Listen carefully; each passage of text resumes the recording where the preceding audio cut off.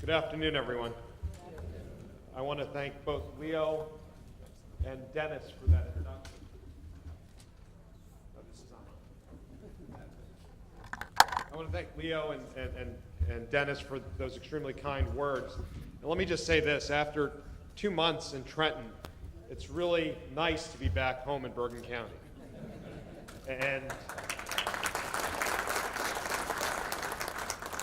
And we're going to need a bigger light in Trenton, Dennis.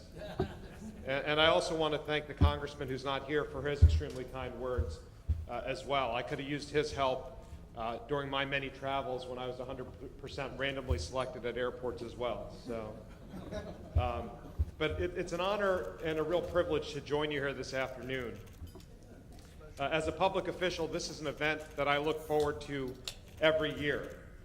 And that's because this is an event that brings so many of us from so many different walks of life, from so many different faith traditions, from across government, from across law enforcement, state partners, federal partners, local partners, all coming together to not only celebrate New Jersey's incredible diversity, but to reaffirm our commitment to protecting it, to preserving it. So I want to thank the American Muslim Union, President Yunus, for their 20-year commitment to this event and to those efforts.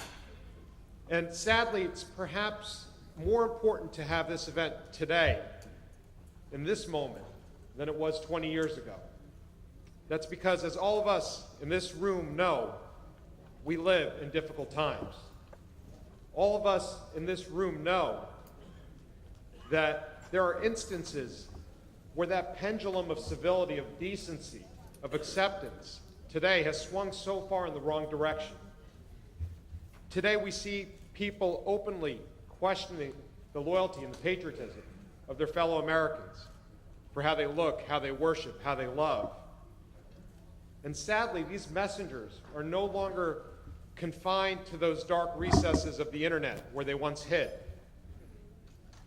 They've been emboldened. They've come out of their shadows.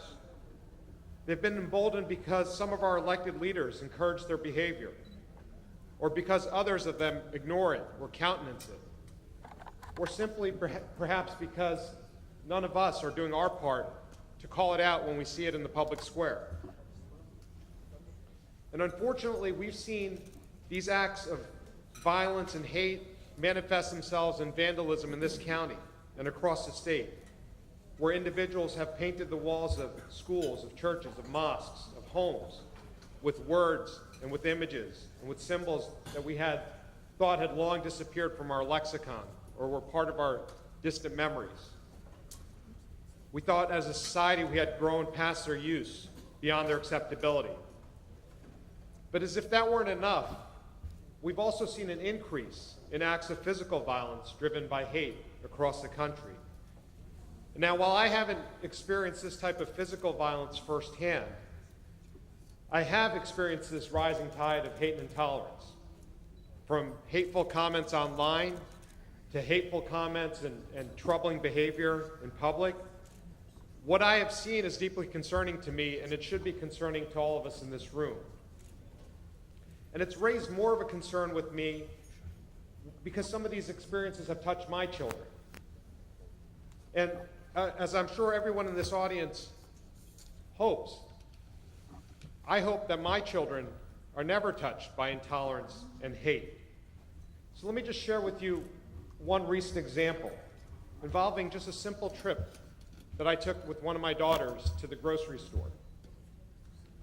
As we were in the candy aisle of the grocery store, having really a substantive debate with a 9-year-old over what candy she should get because she was only allowed to get one. Those were her mother's rules, not mine.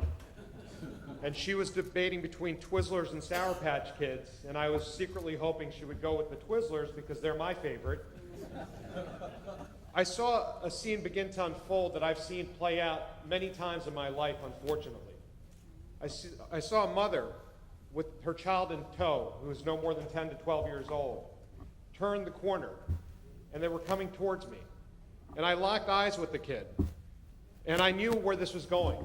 It was going to go in one of two directions. Either he was going to go the terrorist route, or he was going to ask me for 3 wishes.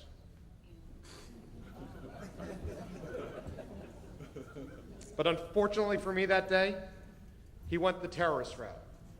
And as he was within earshot of me and my daughter, he turned to his mother and said, "Look, Mom, Osama bin Laden."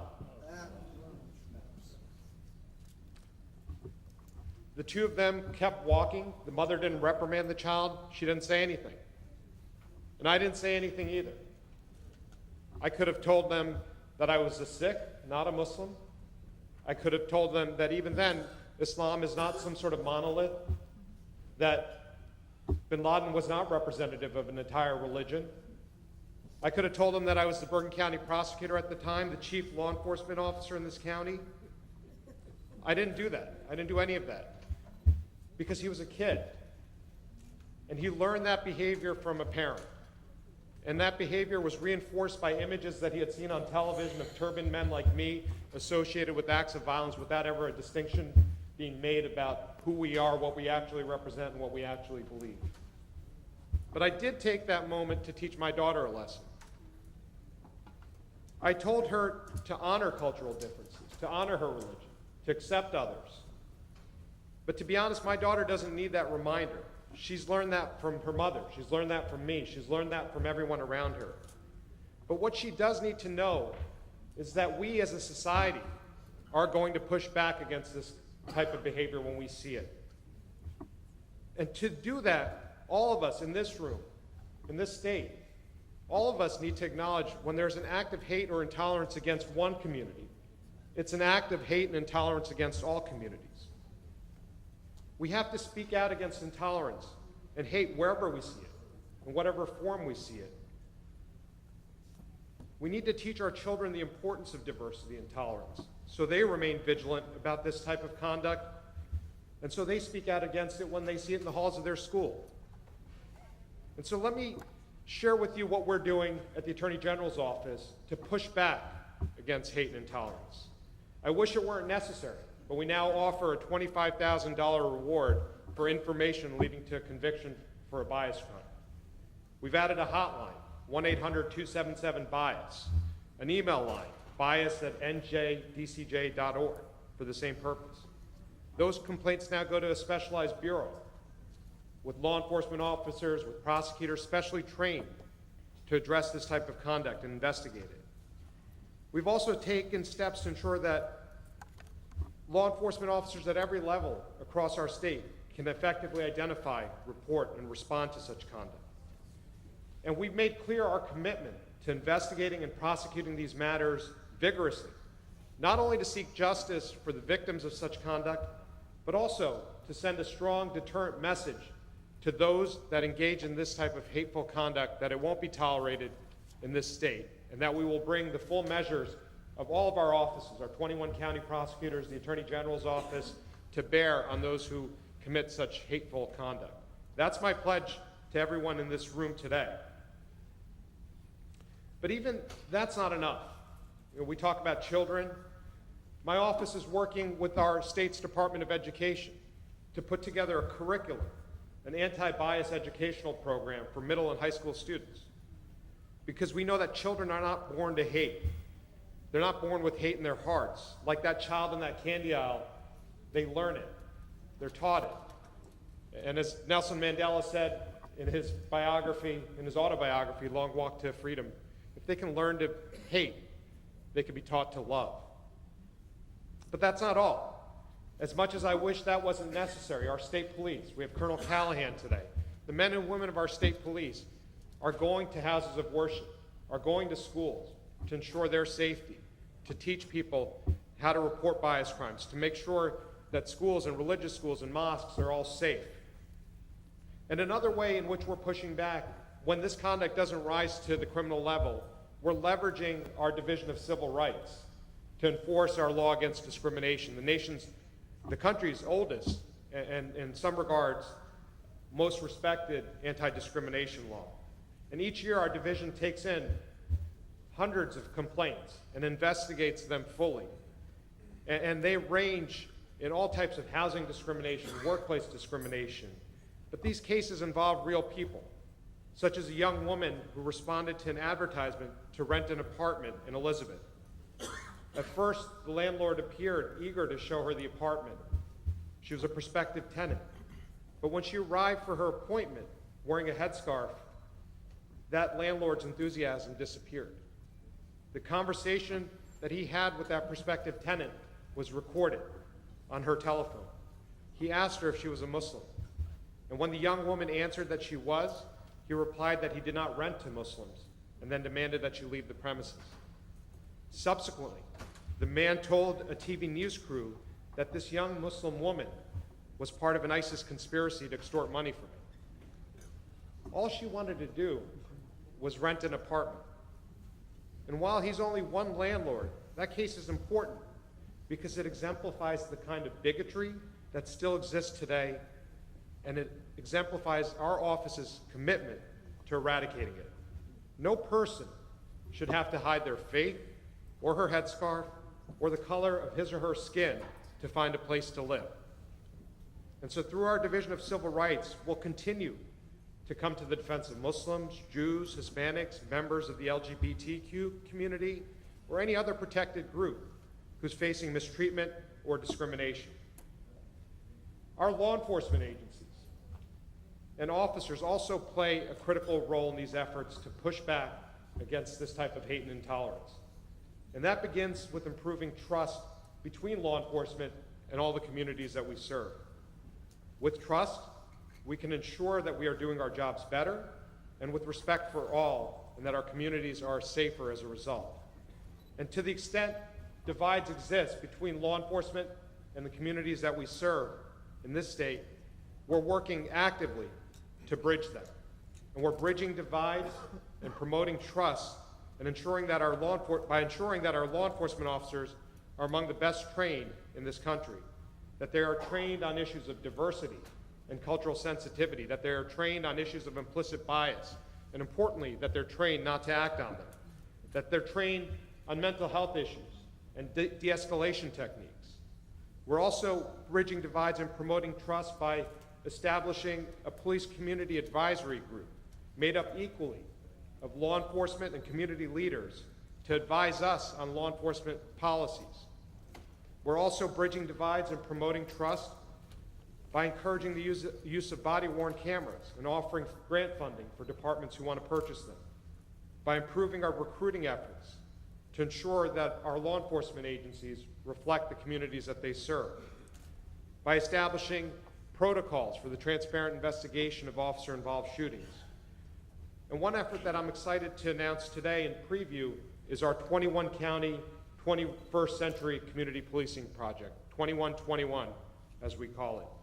As part of this effort, every county prosecutor is now required to hold 4 community meetings throughout the year, once a quarter, on issues of importance to the community and to issues of importance to law enforcement. Issues such as how we investigate officer-involved shootings, issues such as the opioid epidemic, immigration enforcement, and bias crimes. It's my plan to personally attend one of these meetings in each of our 21 counties. But the hope is that after those first 4 meetings, that the dialogue continues. Finally, I'm proud to say that we're pushing back against hate and intolerance by taking an active approach against this administration, by taking a proactive approach on issues of importance to our diverse communities. We've recently joined with other states to challenge the Justice Department's efforts to punish states like New Jersey by withholding federal law enforcement dollars simply because we're fair and welcoming in some of our communities with respect to our policies on how we interact with our immigrant communities. We've joined other states in an effort to ensure that no changes are made to DACA, the Federal Deferred Action for Childhood Arrivals Act, changes pushed by the administration that would cause harm to our dreamers who are brought into this country and raised here and educated here and who work here. We've also stepped forward on behalf of our LGBTQ citizens in their quest for equal treatment, on behalf of Haitians, Ecuadorians, Salvadorans, Hondurans who now face deportation as their temporary protected status is put in jeopardy for political gain. And as I speak, We're also preparing to join a multi-state lawsuit that seeks to block any attempt by the U.S. Census Bureau to place a citizenship question on the 2020 census. This is just a snapshot of what we're doing with respect to civil enforcement and criminal enforcement. But we can't do it alone. We need the community's help. So let me close by addressing the theme for today's event, getting involved. Get involved in public service. Representation matters. I chose a career in public service in large part to show others that while I and others like me may look different, worship different, that we too love and are committed to this country. That's one of the main reasons I first became an assistant U.S. attorney in 2003. Not only was it tremendously rewarding, but it gave me the opportunity to change people's perceptions or misperceptions and to shatter stereotypes. Every time I got up and stood up, I was able to represent the United States. Every time I got to do that, I did it looking the way I do. Every time I presented a case to a grand jury or to a jury, every time I met with victims of crimes or law enforcement, every time I participated in outreach events or spoke with school groups, I did it looking the way I do, and hopefully in the process changed a few misperceptions or the perceptions of people who thought you have to look or act one way to be American. And that's one of the main reasons why I pursued my current position. And it's my hope that as more and more people from diverse backgrounds get involved in public service, whether at the prosecutor's office or in law enforcement, it'll have a multiplying effect. Others who did not think that such careers were possible for them will be attracted to and encouraged to pursue such careers. And as that momentum for diversity and inclusion builds, I hope that seeing people from so many diverse backgrounds occupying these frontline positions, public service positions, positions that are so intertwined and associated with what it means to be American, will in the end help to increase tolerance and acceptance and fulfill the promise of the American dream. The opportunity to do what you love, to pursue your dreams, to live the life that you want to lead should not be limited to anyone. We all need to make a difference. And really, inaction is not an option today. And I'd be remiss if I also didn't mention, as Congressman Pastrell did, recent events, yesterday's events. Our current generation of teenagers is demonstrating that they understand the benefits of getting involved and speaking up. Yesterday, as marches were held across the state and across the country, we saw our young people have something to say. They're tired of inaction. So I want to recognize the bravery of these young people to stand for what they believe in. As Attorney General, I join them in their battle. I will ensure that New Jersey continues to have some of the strongest gun laws in the nation. And tomorrow I'll announce that we have amended a directive that will further protect our schools and public places.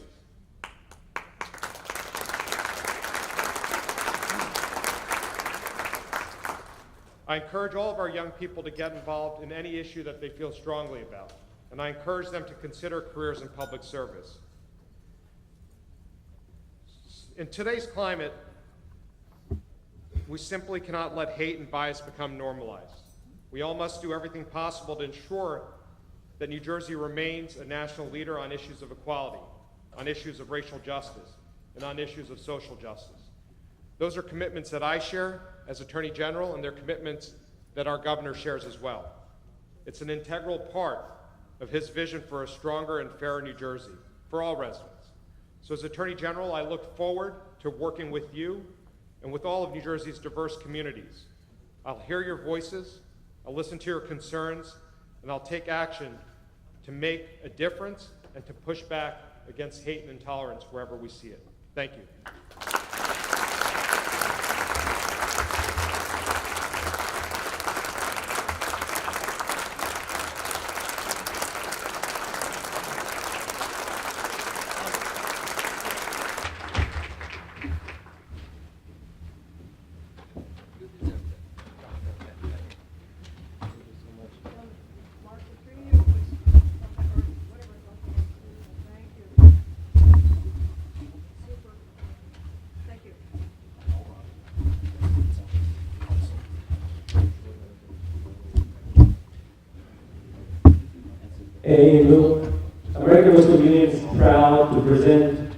this award to our Attorney General in recognition of his dedication and commitment to the safety and security of the residents of the state of New Jersey.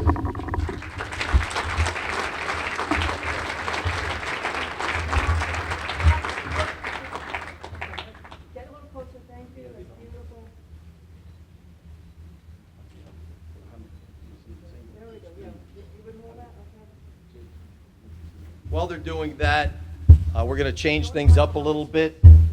Lunch is going to be ready at 1300. That's 5 minutes more for you civilians.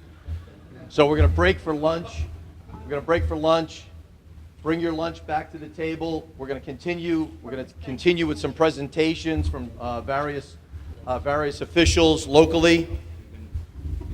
And we'll try to get back on time. How's that? You're all right with that? All right. We got 5 minutes, so I'm gonna stuff it in a little bit more. Are we ready to go for lunch or no? Okay, break for lunch.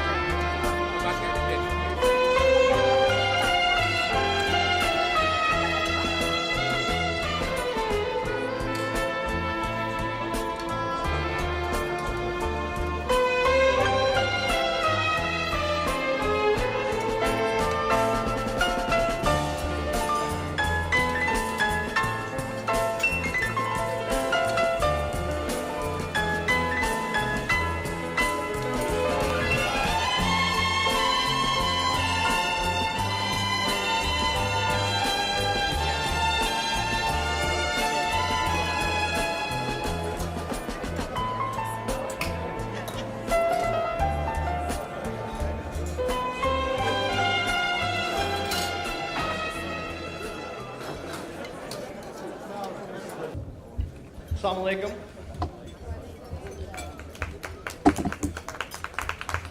Thank you. I appreciate that. It's an honor to be here after our Attorney General.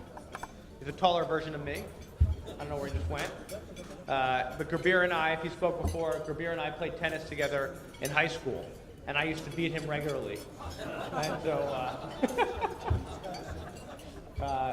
County Executive, it's good to see you. Mayor, it's good to see you. I hope I'm not missing any other. I know there's several freeholders here, and there are councilmen, elected officials. Good to see everybody. I really appreciate you having me today. And Leo McGuire, it's good to, I saw Leo a minute ago. Leo, thanks for being here. And Mohammed and Nick, thank you both for inviting me today. I'm very, very grateful. You know, I am incredibly proud now as I'm entering into the end of this first term, which is unbelievable that it's been a term already, that you all helped me get elected to. You know, I'm just very grateful to be here to tell you how important I think it is that I represent a strong, diverse community here in North Jersey, filled with people of so many backgrounds and beliefs and religions, and just so grateful, Sharif, good to see you, and just so grateful that we live in the greatest country in the world. And so grateful that all of us can wake up every day and speak out what we believe on days even when we may not agree, but also the fact that we can practice the religion that we believe. And that to me is so fundamental. And it's why our country has always had such a rich history of tolerance and religious freedom that has been at the bedrock of who we are. We are very proud of our places of worship and religious community centers and prayer groups and yeshivas and parochial schools and the many diverse faith-based groups and organizations here in New Jersey and across our country. But we also have to be very aware of the moment we're living in. In today's environment, we seem to fixate too often these days on what divides us rather than what unites us as a people, whether that's the differences between race, religion, party, or ideology. And I fundamentally believe, and I know we all do here, that we are strongest as a country when we come together and celebrate our rich, diverse community, when we reach out to one another, when we encourage dialogue within and between our faiths, and when we engage those with different views about the best way forward for our nation. That is always when we are best. And I know, in speaking to many of you and our elected officials here, share that view. Just look at this weekend. We've all seen the impact and power of people coming together, of all ages, to speak out for what's right. I was in Hackensack yesterday, as were so many of you. Thousands of people, led by young people.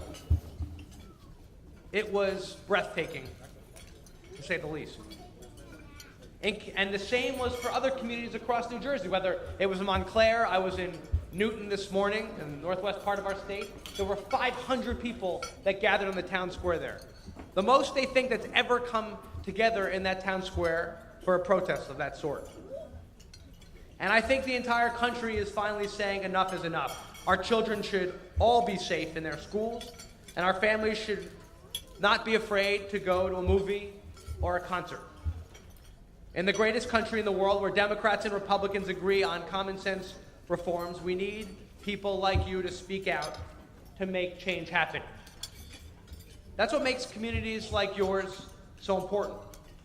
That's why, frankly, last week I hosted a Faith Leaders Roundtable with nearly 50 different representatives of churches and mosques and temples gathered around to listen to the local voices and to hear from them. What's on their mind? And what, after you spend a half hour together or an hour together, what strikes me, and what struck me last week, is just actually how much we have in common. But the problem is we just don't talk to each other enough. We don't take the time to learn from one another enough. And instead we retreat to our respective corners and we just make a lot of assumptions about each other.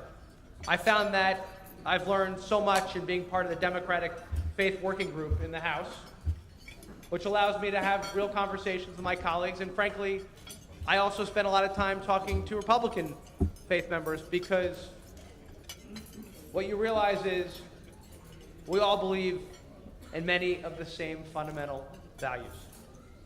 But recently, we've seen a terrifying uptick in bias, intolerance, and hate crimes against religious minorities here at home and abroad. In 2016, there were more hate crimes carried out in the United States, with a disturbing increase in hate crimes against Jews, Muslims, and LGBT Americans. The numbers, for some reason, are going in the wrong direction. And we're facing an assault on some of our most basic values that we often take for granted. Whether it's clean drinking water or women's rights, who we choose to love or marry. Bedrock American ideas that are an assault on the principle that our differences are our greatest strength. Some in Washington are pushing policies like the so-called travel ban that are not only hateful, but aren't designed to actually keep out those who seek to do us harm. Protecting Americans against crime and terror is the goal that binds us all together, and we cannot let divisive rhetoric or political stunts get in the way of that. We must do everything possible to stand by our law enforcement that does an incredible job every single day going on the front lines to protect us.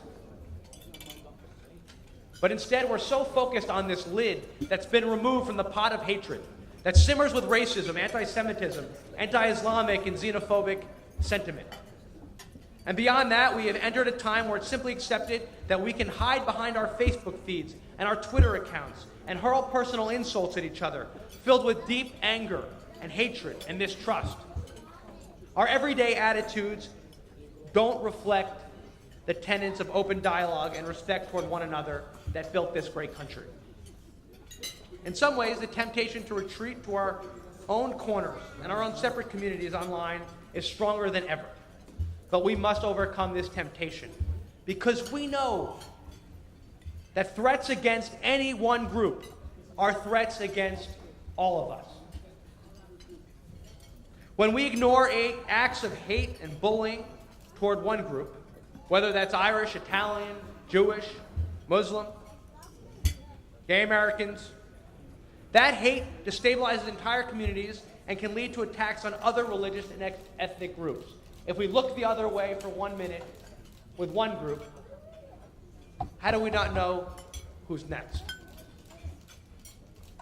So we must also make sure our towns and first responders have the resources they need to protect our communities. That's why one of my top priorities as your congressman is to fight for a better return on investment for our federal tax dollars. In this community, we've historically gotten back 33 cents on every dollar we've sent to Washington, and Mississippi's gotten back $4.38. I'm working closely with towns and police departments, towns like Paramus, done a remarkable job, and so many other towns and communities to help close this gap.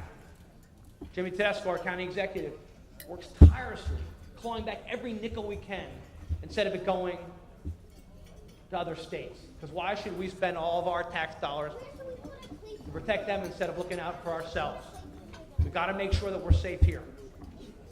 So I'm working to close this gap, making sure our counties, our towns, and nonprofits apply for and win competitive federal grants that bring resources that would otherwise go to those other states back here. In June, I was proud that nonprofits in place of worship in the 5th District won nearly $4 million in grants from the Department of Homeland Security's Nonprofit Security Grant Program to help protect our families and communities from sickening hate crimes. Because after all, our fundamental responsibility as your member of Congress in my office is to help keep our families safe. And I'll never stop fighting for you, I'll never stop standing by our vets and our cops and our first responders who always deserve us to make sure we get their backs. So let me finish with this point. Despite the many challenges we face, despite that all that's going on in the world, we must never give up. We must not lose faith.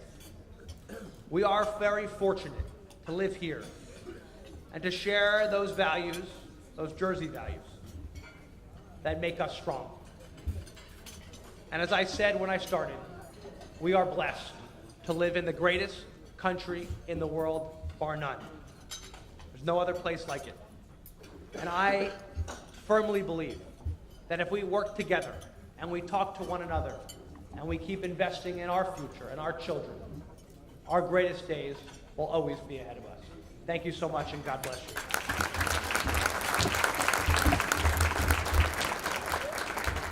I have a certificate, if it's okay. I brought it from Congress for you. Thanks.